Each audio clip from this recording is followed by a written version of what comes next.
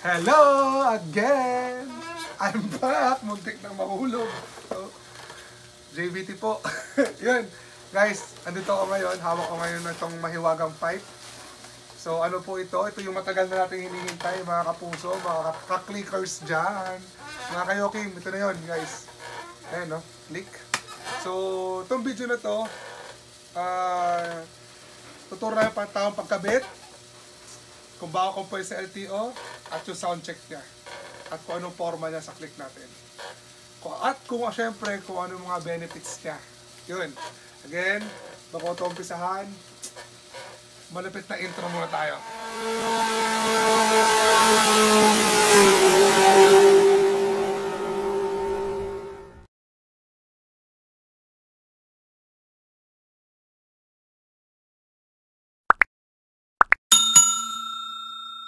Ito na guys, umpisahan na natin to.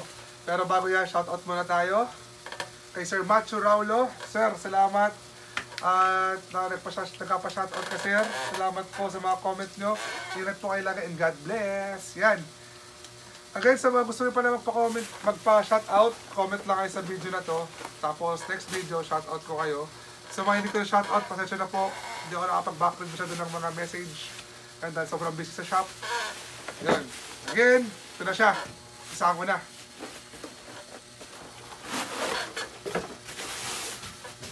Yan. Okay. Nahandahan natin.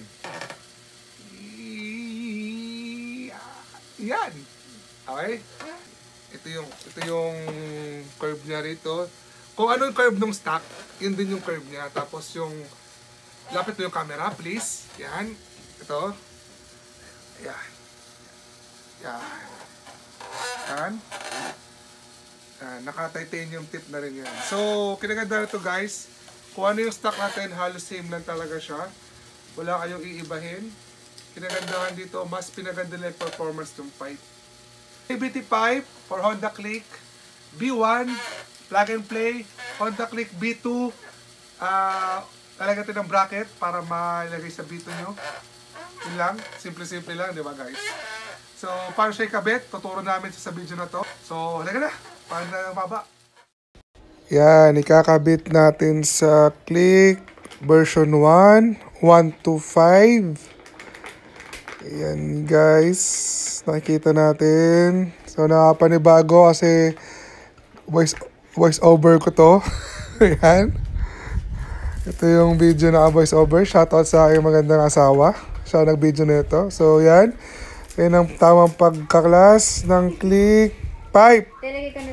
Unahin natin doon sa ilalim yung dalawang tornilyo. Luwagan natin. Tapos, sunod yung tornilyo sa taas. Yan. Bago natin luwagan yung sa ilalim. Yan. Tapos, yung sa ilalim, tatanggalin natin sa makina yung dalawang tornilyo. Dahan-dahan, syempre, guys. Yun. Yan. Masarap pala mag-voice over, tapos may taga-video ka. Yan, guys. Tapos, pagkatanggal nyo na yung dalawang tornilyo sa ilalim, tabi nyo lang, syempre. Yan, ito yung kakabit natin sa Click Game Changer, JBT pipe from version 1. Guys, pwede rin naman dito yung version 2 na Game Changer. Version 2 na Game Changer, lalagyan lang natin ng bracket. Lalabas din namin yung video regarding doon, tsaka pictures. Yan, pwede nyo tanggalin dito. Kasi pag inunod tanggalin yan at tinanggal na yung sa may ilalim ng makina, bigla na lang mahuhulog yan. Pwede maputol yung pinaka-bolt nung engine, sa may engine yon, engine bolt ng pipe. Yan, tapos itabi nyo lang. Yan, tapos kabit na natin yan, yung JBT pipe. Ganyan kaganda yung pipe ng JBT, guys. So, ano ba benefits na itong pipe ng JBT?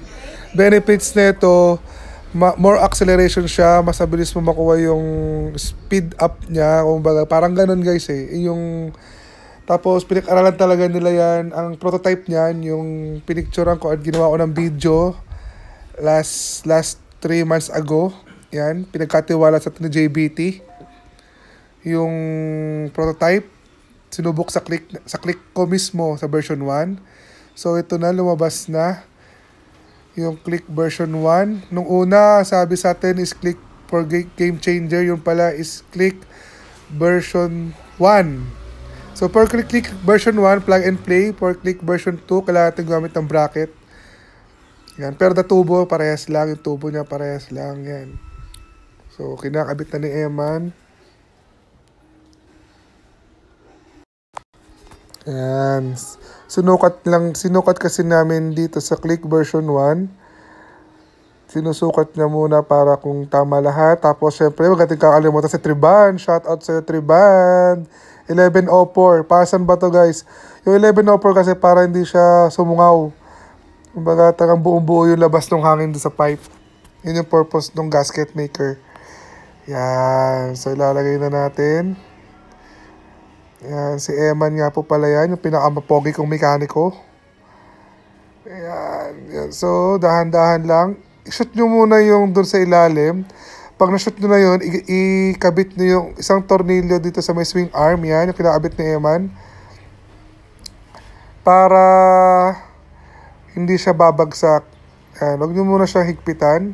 Paagatin nyo lang muna. Yan. Kasi yan yung magiging guide nyo para hindi mapuwersa yung ilalim. Tapos tsaka nyo kakabit yung dalawang nut sa ilalim. Ang pagkabit nyan guys, alternate lang. Left, right. Tapos pag mahigpit na, gagawin nyo lang doon 45 degrees lang ang higpit kasi pwede maputol ang malostre dyan dahil maliit lang yung tornilyo niya. Yan lang, tip lang yan para hindi kayo maputulan or malostradan ng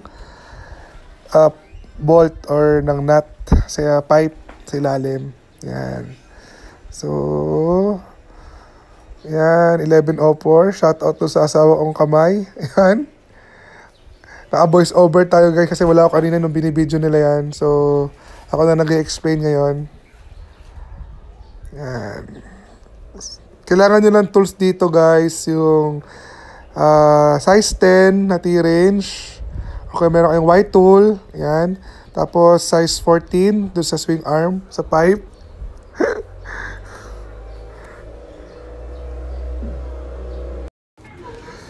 Yan, yun yung sa ilalim ng makina, ganyan ang pagkakabit. Yan, dahan-dahanin nyo. Yan, pinakita lang namin lahat para yung iba kasi sabi sumasabit. Kasi dapat tama talaga yung pagkakabit nyo guys. Para medyo suabe. Yan. Kasi pag mali ang kabit, kasabit sa ganito, kasabit sa ganyan. Yan. Kukulitin kami, ba't sumasabit? Yun pala, hindi pala sinusunod yung video. Pakisunod lang yung video guys para hindi na kayo masyado mga ngamba kung may sumasabit. Yan. Yan, gigil na gigil si Emma, no? Gigil na gigil. Gustong manakit. Di ba? Sige pa, Eman. Push mo yan. I-push mo. Yan. Tsaka ano na higpitan. Yan. Make sure dapat higpit. Again, pag kumagat, 45 degrees. Tapos, konti 45 uli. Pag nakarinig ng tunog na maganda, pahigpit na yon. Pag nakarinig ng tunog na malakas, na hindi maganda, sira. Yan. Pasok na pasok yung elbow, walang sayad kahit magtatlong sakay kayo, kahit overweight kayo. Yan. Di ba? Pasok. So, announcement lang, yung pagbubukas ng shop namin, i-announce namin. Tapos gagawa kami ng protocol. Yan. Sa Moto Boulevard, ganoon din. Hintayin lang namin yung mga update ng government kung paano magiging sistema natin sa mga bawat shop. Yun lang. So, salamat sa mga nag-avail ng JBT. Shoutout kay JBT. Kaya na, mag-soundcheck na tayo. Yan, suwabing-suwabe yung tunog. Diba? Panalong panalo. Bomba. Yan, bomba. Diba? So, kinaganda sa tunog na guys. Hindi siya maingay. So, sa LTO, pasok na pasok siya kasi stock lang siya. Yan, binobomba, bomba, bomba, bomba. Yan. Tapos, kasama yung heat guard ng JBT. Yan. Ngayon, subukan natin iransyada. Kung paano siya ang power ng pipe ng JBT. Yan. Ganda ng tunog. Panalong panalo. Nawili si Eman. Parang ang layo ng tinakbo. Parang ayaw nang bumalik. Uy. Yan. Pabalik na siya mga kapuso. Yan. Diba? Kahit biglain nyo sa hams, walang sabit. Ganda. Mas gumaang ang takbo niya guys. Sobrang gaang ng takbo niya. Yan. Panalo talaga. Pogi. Pogi rin yung driver. Diba? Ang ganda guys. Yan guys. So, paano ba nagkaroon ng Honda Click na pipe sa JBT? So, salamat again sa owner and sa bubuo ng JBT Philippines. Yun, na pinagkatiwala sa amin yung prototype ni Honda Click na pinatesting sa amin at tinesting nila kung gano'ng kalakas ang click. Ito na, lumabas na siya. Doon nagsimula yun, doon sa pagka-prototype natin, yung pagpapahiram sa atin ng pipe para magamit natin ng tama or masubukan kung gano'n siya kalakas. Yun, again, sa LTO, pasok po siya. Pwede siya sa LTO. Hindi siya maingay. Sobrang ganda ng tunog niya. Papakita ko naman sa huling video na to yung tunog niya talaga. Yung hataw niya. Hataw na. Yan. So again, sa mga gustong bumili, lalo lang kayo sa warehouse namin. Ito yung Motospecs, Muntinlupa. Moto Boulevard, Pasong Buhaya. Pero i-announce namin kung kailan siya mag-open. Kasi syempre, ECQ pa rin tayo. Then, sa online, pwede kayo bumili, PM nyo lang kami. Tapos sa mga hindi pa member dyan ng Mikoy Motospecs Group, Motorcycle Parts and Accessories, pa-member na kayo guys, maraming benefits po doon. Sa mga hindi ko rin po pala ma-accept sa friend request sa Mike Garcia Facebook, pasulo na lang po, join na lang kayo sa page, mas marami tayong promo doon, mas maraming updates, kasi hindi na po ako makapag-accept sa Facebook.